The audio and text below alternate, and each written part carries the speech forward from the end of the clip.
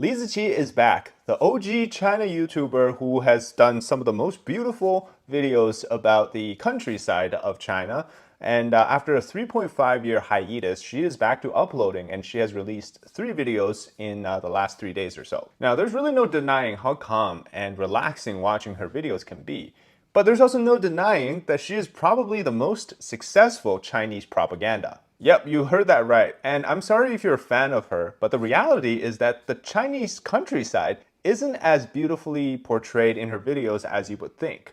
And yeah, I mean, this is more like the reality of the Chinese countryside.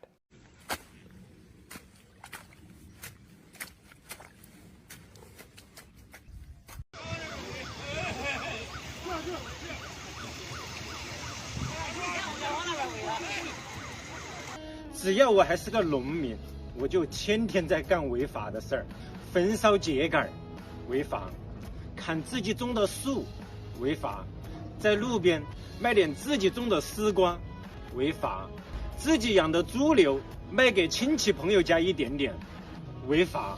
So her videos really overly beautify China's rural areas. And if you ask anybody who has lived in the countryside or in those rural areas, they're not going to be agreeing with you, let's just say that, on her portrayal. Now, you got to remember, China, according to the former premier Li Keqiang, has about 600 million people who are still living below poverty line, which is about $5.50 a day, and that's based on the World Bank statistics. So that's about 43% of Chinese population. So in essence, Li Ziqi's perfect take on rural living in China is the best makeup for the CCP regime. Don't click off the video yet, let me explain. Because Li Ziqi's videos intentionally portray, or I guess you would say convey, the beauty of China, which has never really existed, it has given viewers a false sense of assumption that China looks like this everywhere they go into the countryside. Certainly, I'm not going to disagree that some parts of China is beautiful. You know, you have some of the best natural sceneries, as well as if you go to the area where she films, which is, I believe, near Sichuan, the mountains and the land and everything, it does look really nice. But people that are living in those areas aren't enjoying, all sorts of different activities like her every day. So just know that what she's portraying in her video is a very small portion of what is a very big area in China. Now, her coming back after a 3.5-year pause is drawing a lot of attention, and some of it is organic, of course, because people finally, you can see Li Ziqi again. Other parts, it seems very intentional. I've seen a lot of Chinese propaganda channels on Twitter or X, as well as other news being written about this. So there's a clear or intentional push to amplify her return. Especially, this is during a time where female influencers and celebrities in China are facing a lot of these censorships and blacklisting, some of the stuff over, so-called tax evasion, others being censored online for much smaller things. So amid this very political and sensitive period, Li Ziqi's return seems really clean. Still, I'm not trying to discount her production quality or anything like that. I truly enjoyed her videos. They got me through college. And so just with the idea that this is not as simple as what we might see. Today, I hope to kind of answer the question about why she disappeared and then came back after 3.5 years, but also the story behind Li Ziqi and the sort of the politics of it. 10 years ago, Li Ziqi, or then her real name Li Jiajia, started to upload videos onto Chinese media platforms. And a year later, she started to gain more traction. One of the videos that went viral was seen by the platform CEO. It was about making peach wine. But at the time, she mentioned that her editing skill and production quality wasn't up to par with her creativity or what she wanted to do. And but still, she did this for about a year. And one of her videos, it was about a peach wine, which caught attention of a web platform CEO who then puts it on the main page, and then she went viral. And she also, in this process, had a lot of different other videos who went viral, like one about Lanzhou noodle soup. But a year later, so this is now in 2017, she signed a contract with a company called Willing, which is an MCN.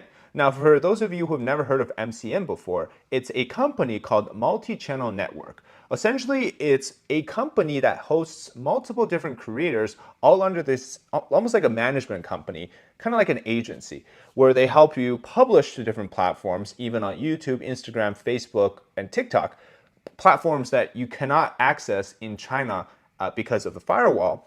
And the MCNs also help you produce very quality videos. So starting from 2017, Li Ziqi started to upload on YouTube. And one of the first videos, which actually is still my favorite video to this day, is her making a dress from grape skin. So the MCN would boost her production quality significantly. And this is the part where she's also lying. In a 2019 interview, she says that she only has 2 assistants and herself. So the entire team for this production is only 3 people, which, I know exactly how much work it takes to produce the level of content that you see on YouTube.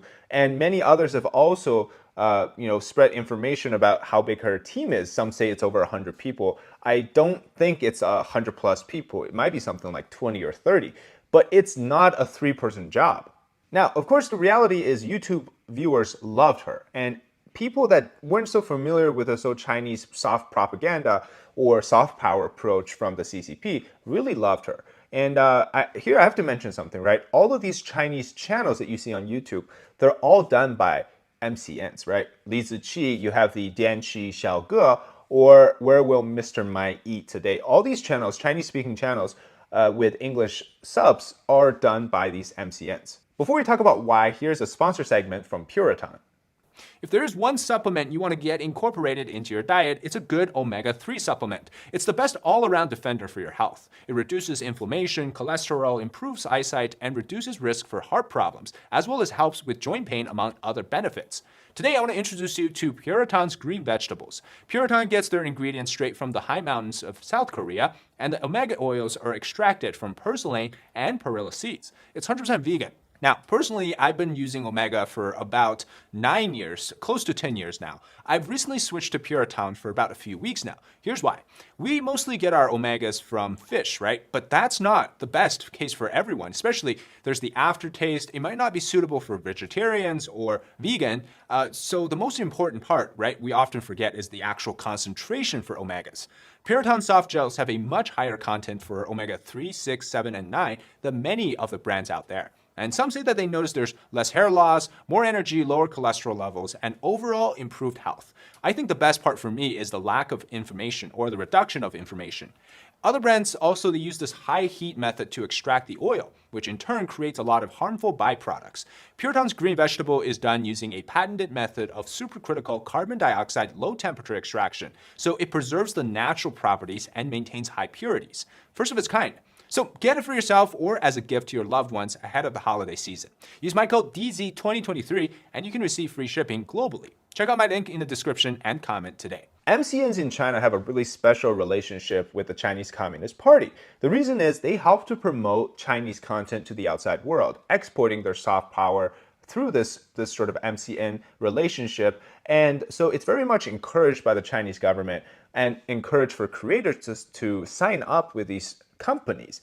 But the downside of this is that you, in some degrees, give up part of your earnings or revenues to them in exchange for better production quality and handling of your publishing and everything else, promotions, etc. So that's exactly what happened with Li Ziqi.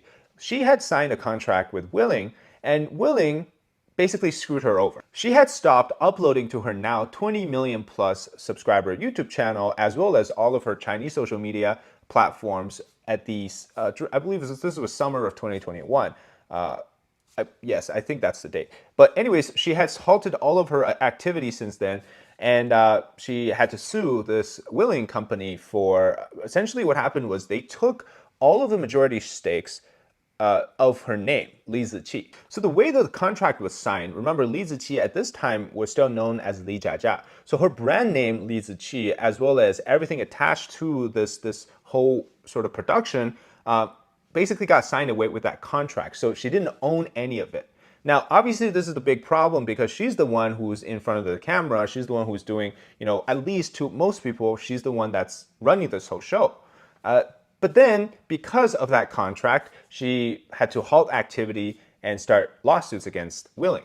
So basically, she didn't upload for 3.5 years because for 2.5 years she was doing legal battles. Then she spent another year apparently learning new stuff. So what happens now? Well, it turns out Li Ziqi had officially changed her legal name from Li Jiajia to Li Ziqi. So now she is Li Ziqi in name and also in her brand. And she finally owns all of her rights again, and she started uploading again. Likely this time still with the help of a production crew. And here's where things get really complicated, okay? On the surface, the company she settled with willingly, because of, I guess, both parties reaching their agreement and settling their differences, okay? That's on the surface. But we got to understand, anything in China goes, politics is still involved. For an MCN to be able to do something like this to such a large creator from China, they have some strong political backing. And they were able to do this, essentially not facing a much of the law until, of course, the lawsuit happened. And what gave them the audacity to do this? So by that same principle, you don't just give up this money-making brand called Li Ziqi voluntarily and then settle. What really confirmed my suspicion of all this is during her comeback in these few days, there's been a massive amount of promotion done by Chinese state media. She even got interviewed by Xinhua News Agency, which is China's state media, as well as CCTV, China's state television, and she has now been named ambassador to this rural agricultural program.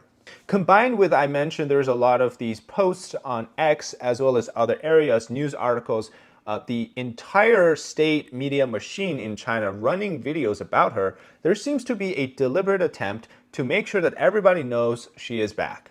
Which again, is very special and above and beyond for a simple creator. Now, according to Weibo CEO who posted this but deleted it, that Li Ziqi, the production of her show has essentially been taken over by CCTV, the state media's documentary crew. And I would even go one step further to say that Li Ziqi is perhaps the biggest chess piece in China's attempt to export their soft power to... It's a narrative warfare in the sense that you want to shift the way people think when they talk about China. Do you want them to think that China is like Li Ziqi's portrayal or China like is David Zhang's portrayal? Obviously, you want the Li Ziqi one. But this doesn't discredit her from captivating the audience base with those beautifully taken shots and the stories and topics that she's able to express to the world. But again, I just want to mention that this is far from the reality of Chinese farmers. Again, I'll refer you to Aine's video on Chinese soft power propaganda. It's such a well-researched video, and her arguments in it make so much sense. So I'll link that here in the description, and you can check out why China places so much importance on creators like Li Ziqi, because there is such a soft power deficiency coming from the government. But long story short, it's essentially using traditional culture aspects hijacked for the purpose of trying to put makeup on the regime. And to me personally, whether I liked it or not, Li Ziqi's return carries a mission from China, from the CCP, to tell the China story well. And it really just has a different undertone now. And one last thing before we end, perhaps internet celebrities like Li Ziqi, they weren't cultivated by the government to begin with. But it was after they got certain levels of fame that the government took notice of them and started to promote them even more. So it's almost like at certain points, once you've shown that you have the talent, you have the potential for this, they will amplify you a lot. At the end of the day, it's really up to you, whether you continue to watch her videos with, in the back of your mind, knowing what she does is probably propaganda, or you just think that, David, you have no idea what you're talking about. Either way, let me know in the comments what you think about this video. And like and subscribe if you haven't already. All right, that's it for today. Until next time, bye-bye.